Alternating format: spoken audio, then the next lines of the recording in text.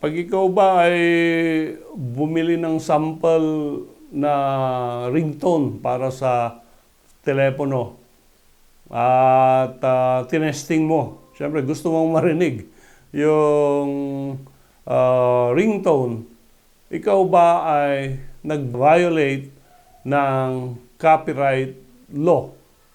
Copyright sa composer, copyright sa publisher, copyright sa performer. And ito ay yung sa PhilSCAP, no? Nakita nila yung isang advertisement sa isang dyaryo na nagtitinda ng ringtone online.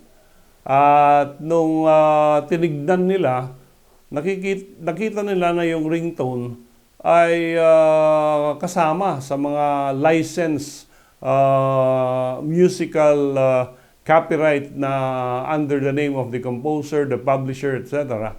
At hinabla nila yung app na nagtitinda ng ringtone. Ang sabi naman ng app, tinetesting lang naman namin.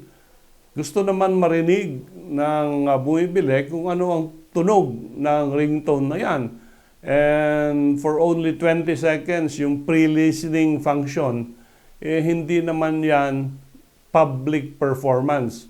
Dahil iisa yung nakikinig, yung gustong bumili ng ringtone.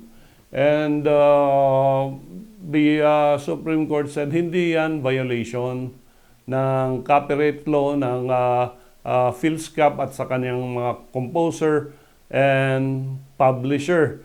At pag ito, yung song sample, pre-listening function lang at hindi naman naka-expose sa public, it is not considered a violation of the copyright law.